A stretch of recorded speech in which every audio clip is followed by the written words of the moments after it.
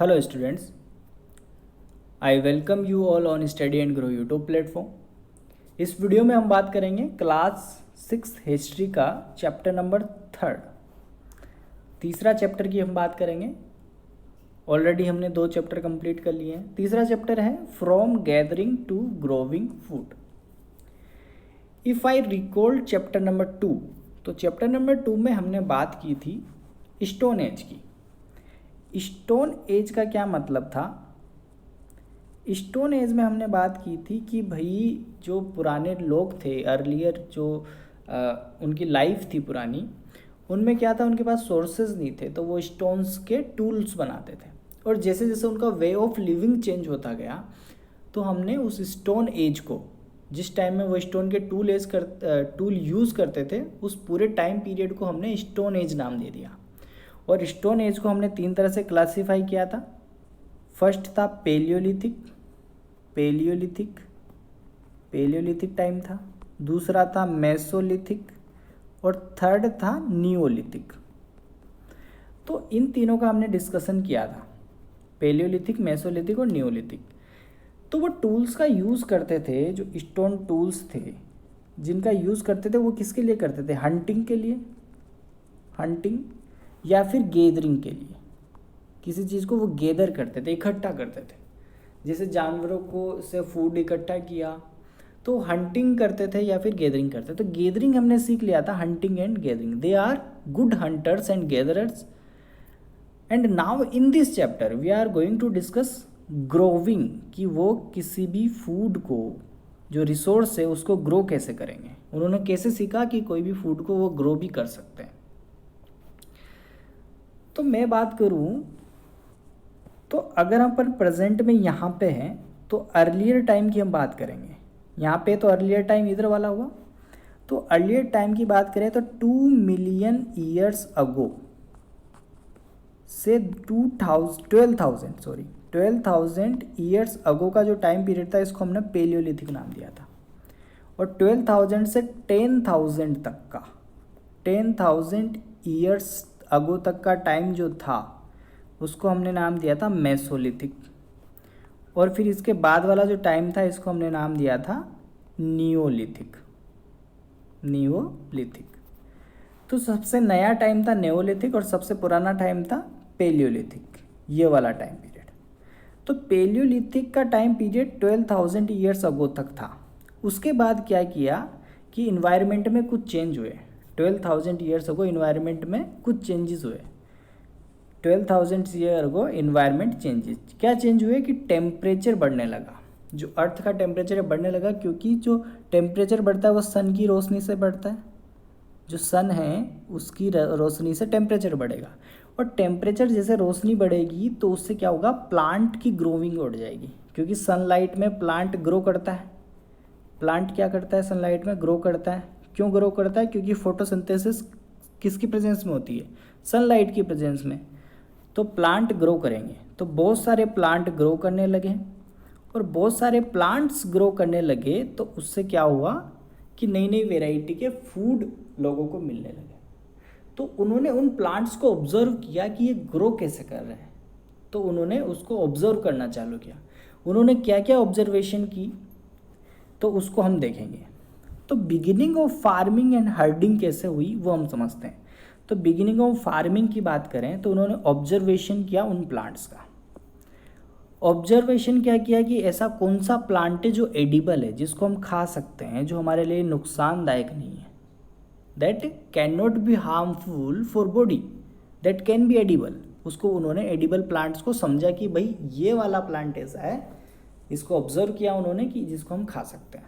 Second, उसने seeds को observe किया कि प्लांट्स में सीड्स आते हैं, और सीड्स जब ज़मीन पे पड़ेंगे किसी प्लांट से, तो नया प्लांट बनता है, ये भी उन्होंने ऑब्जर्व किया।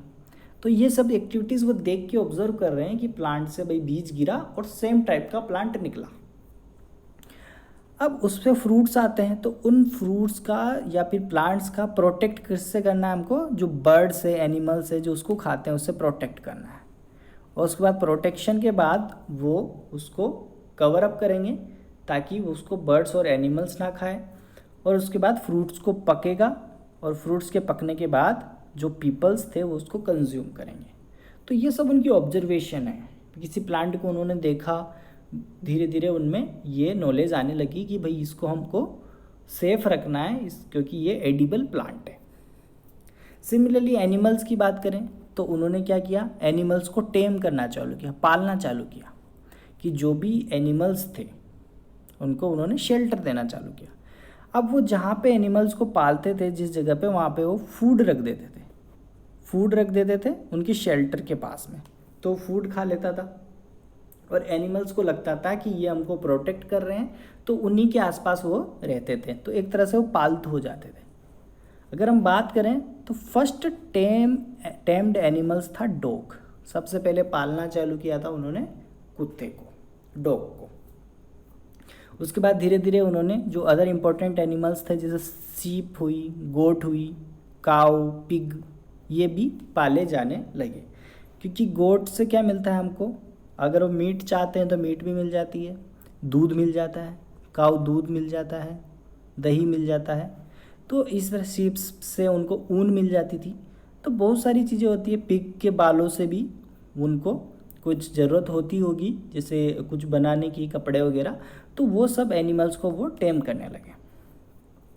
तो प्लांट्स तो उन्होंने एडिबल प्लांट्स को तो ऑब्जर्व किया कि भाई किस तरह से प्लांट्स की ग्रोविंग होती है, सीड क्या होता है, उसकी एनिमल्स या बर्ड से प्रोटेक्शन कैसे करना है, जो फ्रूट्स होते हैं वो राइप करते हैं, उसके बाद उसको खाना है। तो ये सब चीज़ें उन्होंने ऑब्जर्व करके सीखी। उसके बाद उन्होंने एनिमल्स को भी टेम करना चालू किया, पालना चालू किया। तो इसी तरह डोमेस्टिक चीज़ें आने लगी, पालतू चीज़ें उनके अंदर आने लगी थी। अब जो भी चीज़ें हैं, अब उन्होंने ऑब्जर्वेशन कर लिया, तो वो क्या करेंगे, इसको प्लांट्स को ग्रो करना चालू करेंगे। तो peoples begin growing plants, it means they have to stay in same place for long time. अगर कोई भी प्लांट्स को ग्रो करेगा तो जब तक प्लांट्स ग्रो होगा, उसमें फसल आएगी, उसमें फ्रूट्स आएंगे, जब तक वो पकेगा तब तक बहुत सारा टाइम लगेगा। तो इसलिए लोगों को भी उसी जगह पे रहना सीखना होगा, एक जगह पे रुकना होगा, जब तक वो प्लांट या उस पे जो फसल है, जो उसमें फ्रूट्स है, वो पक नहीं जाते।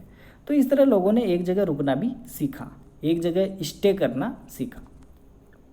अब वो प्लांट्स में क्या क्या करते थे, पहले प्लांटिंग करेंगे, प्लांटिंग सबसे पहले करेंगे, फिर वाटरिंग करेंगे, उसमें पानी डालेंगे, पानी डालने के बाद वीडिंग करेंगे। वीडिंग का क्या मतलब होता है कि कोई प्लांट है, जैसे मान लो हमने सरसों का प्लांट उगाया, मस्टर्ड प्लांट उगाया, अब उसके साथ और भी सारे घास फूस उग जाते हैं, क्योंकि उनको भी न्यूट्रिशन मिल रहा है, उनको भी पानी मिल रहा है। तो वो उन्हीं चीज़ों को हटाना वीडिंग कहलाता है। जो अदर प्लांट है, जो हमारा इम्पोर्टेंट प्लांट है, उसके अलावा जो भी प्लांट है उनको हटाना वीडिंग कहलाता है। उसके बाद protection from animals and birds, उसके बाद राइपिंग ऑफ ग्रेन्स, फिर स्टोरेज। तो ये सब प्रोसेस उन्होंने सीखी और अप्लाई की। उसी तरह स्टोरिंग एनिमल्स भी था। स्टोरिंग एनिमल्स का क्या मतलब है, एनिमल्स को स्टोर करने का मतलब ये है कि animals provided milk and meat so they can be used as store of food. जो एनिमल्स थे वो क्या क्या देते हैं, मीट भी देते थे, मिल्क भी देते थे, और बहुत सारे ओल भी देते थे, ऊन जिसको हम बोलते हैं। तो वो एनिमल्स क्या है, एक स्टोरेज की तरह काम कर रहे हैं, कि फूड का स्टोरेज उनके अंदर है, तो उनको हम स्टोरिंग एनिमल्स के नाम देते हैं। जैसे फॉर एग्जांपल काव हो गया, गोट हो गई, ये क्या है, एक स्टोरेज एनिमल है। अब कुछ साइटों की बात करते हैं जहाँ पे इससे हमको ये पता चलता है कि वहाँ पे लोग सेटल्ड लाइफ जीने लगे थे।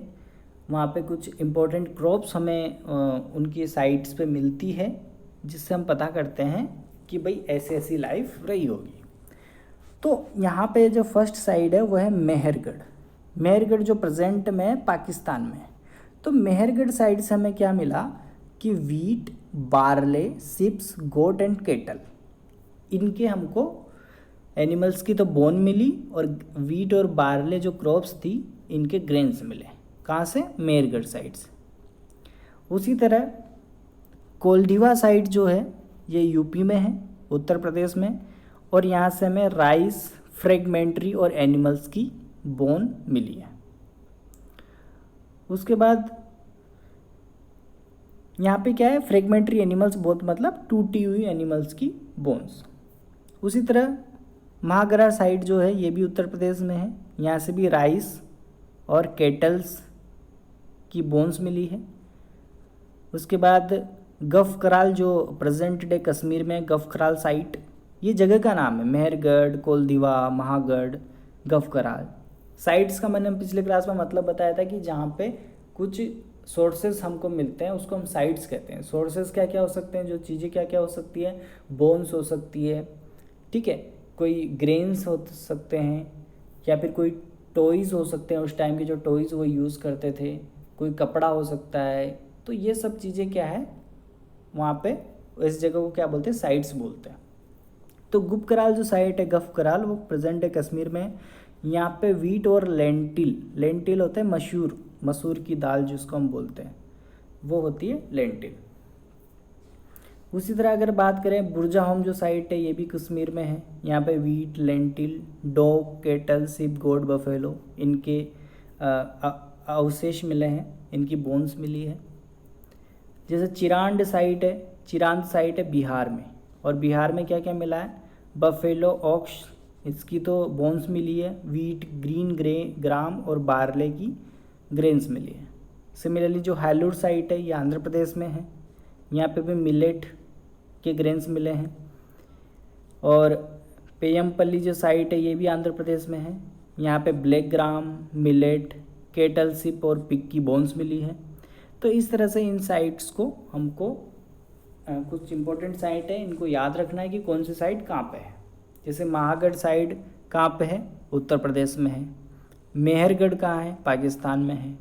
चिरांद साइट कहाँ है, बिहार में है। हैलूर कहाँ है, आंध्र प्रदेश में है। तो ये सब इंपॉर्टेंट साइट्स है उस टाइम की। मैप वाइज भी हम देख सकते हैं, बुर्जा होम साइट ये ऊपर वाला एरिया कश्मीर का होता है, तो कश्मीर में है। ये आउट ऑफ इंडिया है, मतलब पाकिस्तान में है, ठीक है।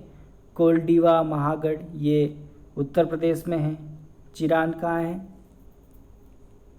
बिहार में है। भीमबेटका की बात करें तो ये मध्य प्रदेश में है। कर्नूल के वो आंध्र प्रदेश में है। पेयमपल्ली, ठीक है, हेलूर, कर्नाटक। तो ये सब चीज़ें हमको ध्यान रखनी है। तो गाइज ये लेक्चर था जिसमें हमने सीखा कि लोग प्लांट्स ग्रो करने लगे थे और एनिमल्स को भी पालने लगे थे ताकि उनको भी उनसे कुछ इम्पोर्टेंट चीज़ें मिल सकें। तो चैप्टर का नाम ही यही है, ग्रोविंग फूड। तो किस तरह उन्होंने फूड ग्रो किया, बाय ऑब्जर्वेशन, और एनिमल्स को उन्होंने टेम करना चालू किया ताकि उससे भी उनको फूड मिल सके और इम्पोर्टेंट सोर्सेस मिल सके। Thank you guys. Next lecture में आगे का लेसन भी कंप्लीट करेंगे।